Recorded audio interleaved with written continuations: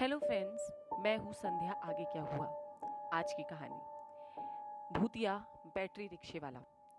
सतीश की हाल ही में सरकारी नौकरी लगी थी, लेकिन मुश्किल ये थी कि उसके घर से ये स्कूल करीब 200 किलोमीटर दूर था।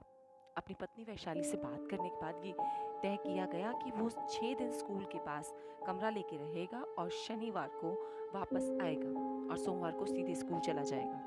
इसी तरह दिन बीत रहे थे। सतीश की पत्नी और बेटी शनिवार को बेसब्री से इंतजार करते थे। दिसंबर का महीना था और पहाड़ों में रात करीब करीब बहुत जल्दी होती है।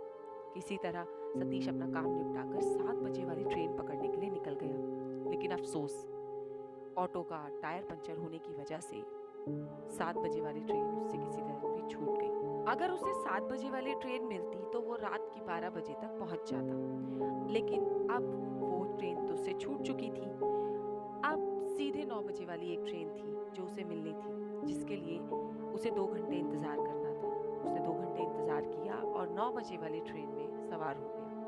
वह करीब करीब 1:30-2 बजे के आसपास स्टेशन पहुंचा। उसे पता था कि अब उसे कोई भी यातायात का साधन नहीं मिलेगा। ट्रेन से आई हुई सारी भीड़ जा चुकी थी। पूरे स्टेशन पर एक सन्नाटा सा पसर चुका था।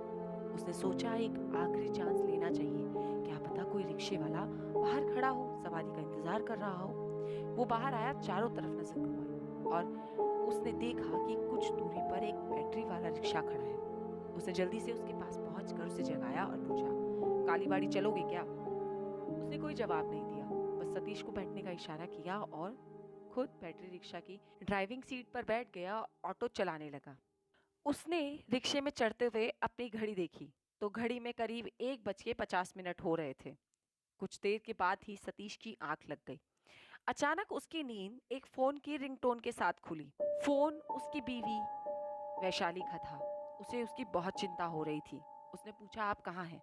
अचानक उसकी नजर रिक्शे वाले पर गई और फिर बाहर गई।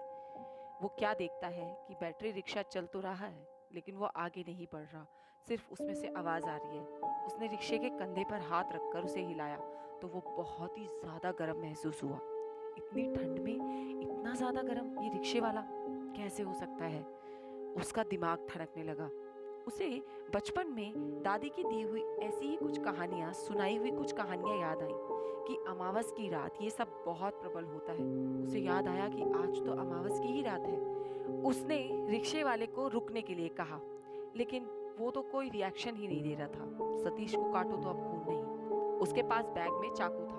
दादी से उसे सुन रखा था कि इस तरह की चीजें लोहे से डरती हैं। उसने फटाफट चाकू रिक्शे वाले की पीठ के पीछे लगा दिया। बैटरी रिक्शा रुक गया। सतीश जल्दी से उतरकर अपना सामान लेकर प्लेटफॉर्म की ओर दौड़ा, लेकिन पता नहीं किस ख्याल से वो रुका और पलट कर देखा तो उसकी रही सही हिम्मत भी जवाब दे गई, क्योंकि वहां कोई भी रिक्शा नहीं था। दूर दूर तक रिक्शे का नामो निशान नहीं था। वो दौड़ता हुआ प्लेटफॉर्म पे पहुंचा तो उसने देखा कि स्टेशन मास्टर किसी गाड़ी को हरी झंडी दिखाकर वहां से रवाना कर रहा है। सतीश को वहां देखकर स्टेशन मास्टर बहुत हैरान हुआ। उसने उससे सारी बात पूछी तो उसने बताया कि उसके साथ क्या क्या हुआ। स्टेशन मास्टर ने हैरान होकर कहा कि आपकी दादी की सीख ने आपको बचा लिया, वरना अमावस की रात उस रिक्शे वाले से आज तक कोई नहीं बचा। सतीश का फोन बजा। फोन वैशाली का था। उसने सारा किस्सा कह सुनाया। तब वैशाली ने उसे वहीं रुकने की सलाह दी और सुबह ही वहां से निकलने के लिए कहा। ऐसा बोलकर उसने फोन रख दिया।